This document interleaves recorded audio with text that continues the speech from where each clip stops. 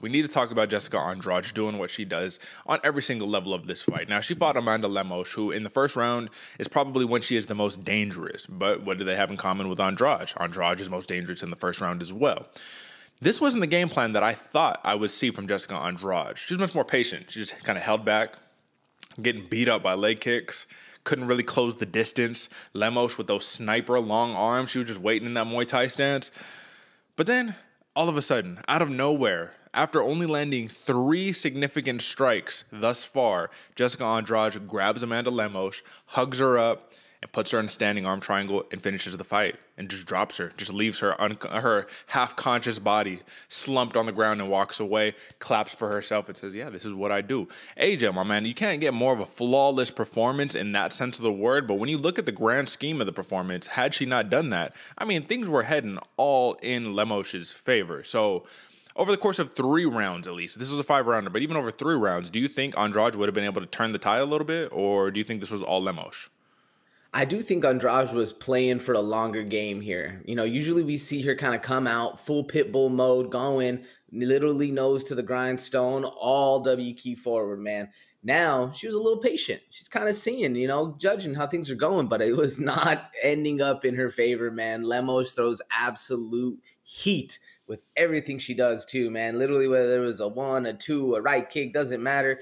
Lemos throws heat and power, and if that fight would have kept going where Lemos was staying at range and Andrade not being able to get on the inside, it was looking a little rough for Andrade, man. I was getting a little worried for my pick right there for a second until you see the mini Mike Tyson come out and Andrade just starts ducking and going on the inside, snatches up that beautiful standing triangle, standing guillotine. It was awesome. Arm in triangle, whatever it was beautiful. Either way, yeah, man, that was it was crazy because I thought Lemos was gonna win this fight. I was not expecting that to happen that quick, and especially if this would have went longer, we would have been able to see something interesting. Because Lemos with that kind of output, would she have held up at the gas tank? I don't know, man. Yeah. Well, I don't know either because she said that I don't care that it's 5 rounds. I'm fighting the same way I always fight. That's what Lemos had said going into the fight. Either way, Jessica Andrade did land the standing arm triangle. So that was just a thing of beauty right there, especially because they were noting, the commentary team, generally the arm triangle is finished when you're on the mat, when you're like down, right? So basically your opponent's back is flat on the mat, and then you grab that arm triangle, you sink in, you drop your chest down, and you get that nasty choking. But she did it standing. So a lot of them were saying, hey, man, I think she's going to have to drop it down to the mat, and then DC all of a sudden, there you go, it's done. Sorry, stumbling over words. All right, AJ, listen, man, you're right.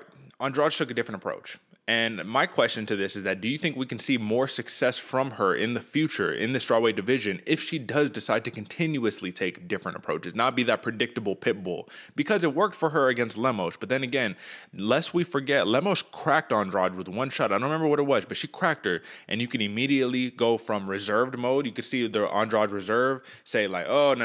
Okay, now I'm walking forward, and I'm about to go and whoop that ass. And as soon as she did that, that's when she walked forward, was aggressive, and grabbed the arm triangle. So when she went aggressive, it worked for her. That patient style wasn't, you could tell it's just not her style. But do you think that this is a game plan that will work in the future?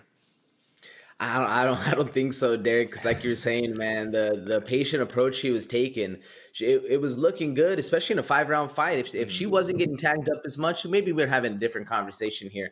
But Lemos was piecing her up, man, and that's really the thing. If Andrade isn't going to be aggressive and she gets pieced up like that, I don't think it's going to work for her. I think she needs to stick to what it is. But to that point, if she is able to be patient, see things coming, get on her slips, and then kind of work that, I think that'll be an interesting way to see Andrade fight.